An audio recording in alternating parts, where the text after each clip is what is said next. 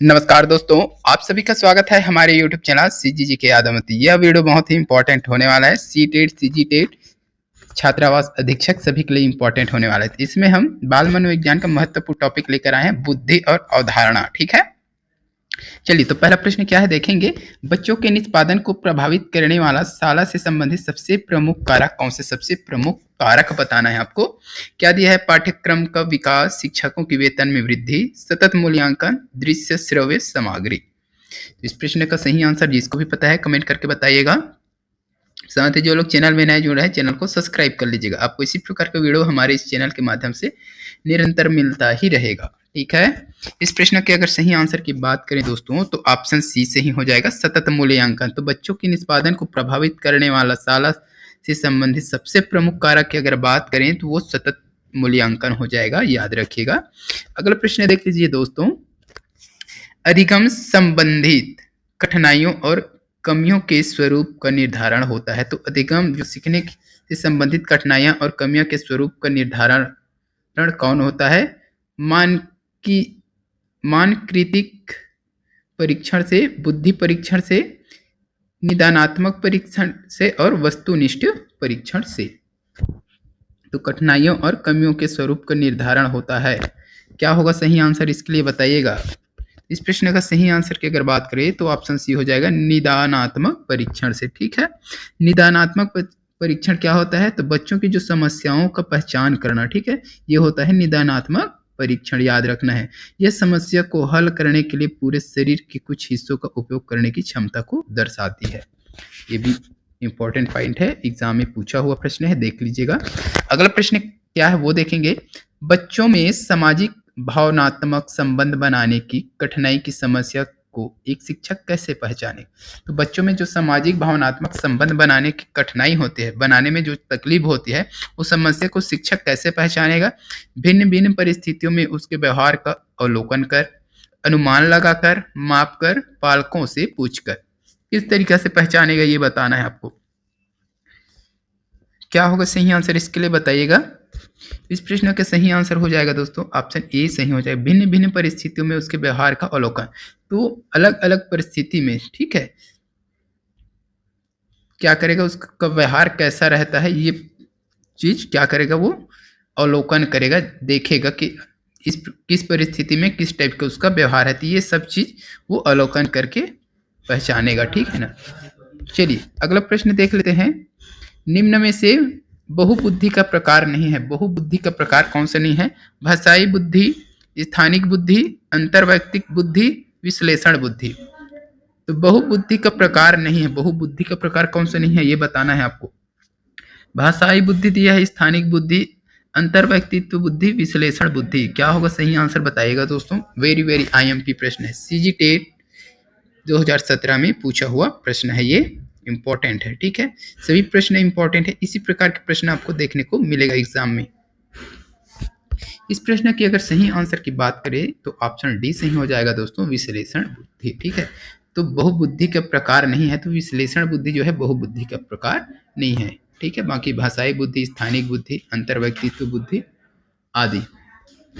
ठीक है, चलिए अगला प्रश्न क्या है उससे पहले देख लेते हैं।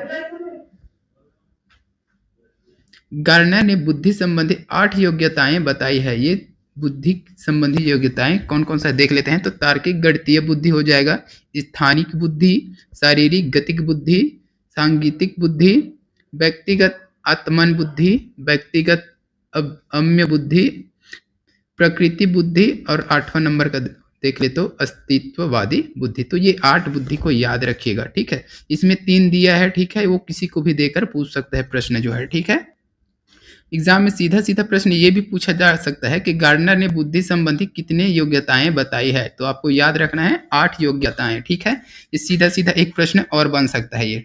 ठीक है, चलिए अगला प्रश्न क्या है वो देख लीजिएगा। आर्किमिडीज ने अपनी समस्याओं का हल तब पाया जब अपने स्नान टब में था।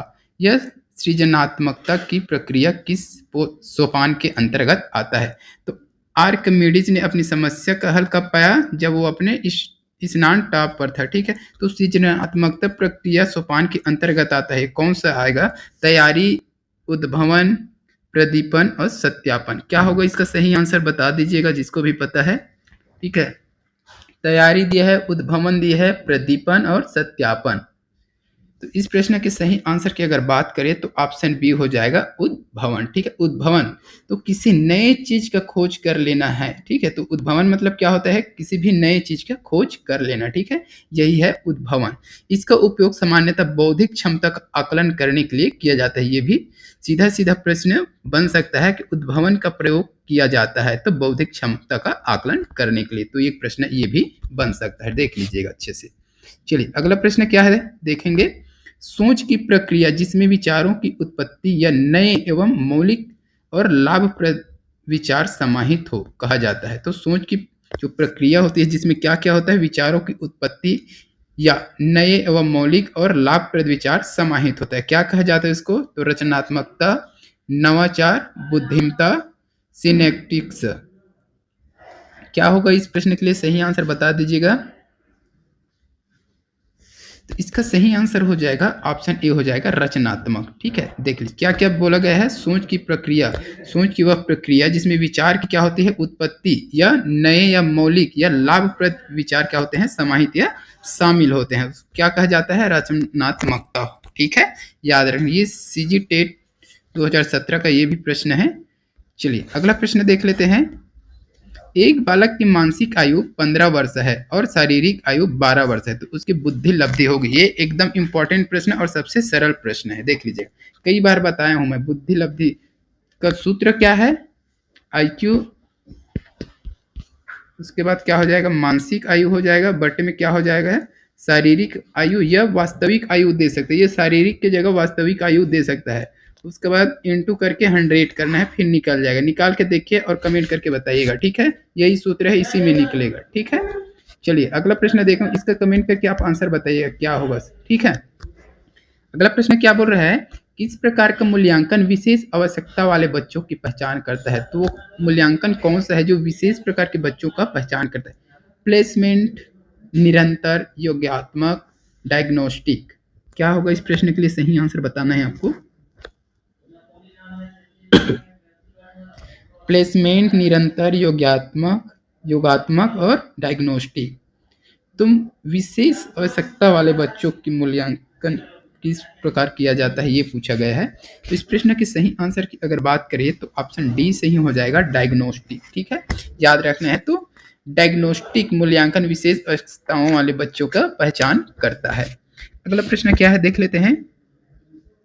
एक बालक जिसकी बुद्धि लब्धि 85 है उसे वर्गीकृत किया जाएगा। तो जिसकी बुद्धि लब्धि 85 उसे वर्गीकृत किया जाएगा तो किस श्रेणी में रखा जाएगा, सामान्य बुद्धि वाले श्रेणी में रखा जाएगा, श्रेष्ठ बुद्धि, मंद बुद्धि, सामान्य से अधिक बुद्धि। तो 85 दिया है, तो क्या क्या पढ़े हैं देख लीजिएगा एक बार। पहले इसका आंसर आप बताइए जिसको भी पता है। 85 दिया है, किसके अंतर्गत आएगा, सामान्य, श्रेष्ठ, मंद या सामान्य से अधिक। तो इस प्रश्न की अगर सही आंसर की बात करें तो ऑप्शन सी हो जाएगा दोस्तों, मंद बुद्धि के अंतर्गत आएगा। ठीक है, श्रेष्ठ, पहले सामान्य, सामान्य बुद्धि की अगर बात करें तो 110 से 120 हो जाएगा। ठीक है, सामान्य से अधिक हो जाएगा 110 से 120। ठीक है, सामान्य बुद्धि क्या है, 90 से 110। ठीक है, 90 से 110, 110 से ऊपर, 110 से 120 कहाँ हो जाएगा, सामान्य से ऊपर हो जाएगा। सामान्य 90 से 110। और मंद बुद्धि की अगर बात करें तो 80 से 90। ठीक है, तो 80 से 90 है, तो ये कितना दिया है इसमें, 85। तो 80 से 90 के बीच क्या हो जाएगा, मंद बुद्धि हो जाएगा। तो ये चारों चीज याद रखें। श्रेष्ठ की अगर बात करें, श्रेष्ठ बुद्धि में क्या होगा, 120 से 40 हो जाएगा। ठीक है, श्रेष्ठ 120 से 40 हो जाएगा। सामान्य बुद्धि क्या हो जाएगा, 90 से, सामान्य बुद्धि 90 से 110 हो जाएगा। मंद बुद्धि क्या होता है, 80 से 90 हो जाता है। ठीक, और सामान्य से अधिक की अगर बात करें तो 110 से क्या हो जाएगा दोस्तों, 120 तक हो जाएगा। ठीक है, चलिए अगला प्रश्न देखेंगे जो कि इस वीडियो का लास्ट प्रश्न नहीं है, अभी और कवर करना है इसमें। ठीक है, चलिए इस वीडियो का लास्ट यही खत्म कर देंगे। ठीक है, बुद्धि के दायित्व सिद्धांत के अनुसार व्यक्ति की बुद्धि का विशिष्ट तत्व अथवा 5 तत्व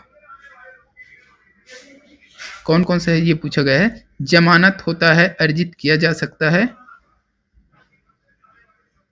सभी बुद्धिमान व्यक्तियों में समान रूप से पाया जाता है, इनमें से कोई नहीं। तो इस प्रश्न का सही आंसर हो जाएगा ऑप्शन बी हो जाएगा। याद रखिए, अर्जित किया जाता है। ठीक है, तो आज की इस वीडियो में बस इतना ही। वीडियो अच्छी लगे तो वीडियो को लाइक कर दीजिएगा, शेयर कर दीजिएगा। चैनल में जो लोग नए हैं तो चैनल को सब्सक्राइब भी कर लीजिएगा। जल्द मिलते हैं इसके अगले पार्ट के साथ, तब तक के लिए वंदे मातरम, जय हिंद।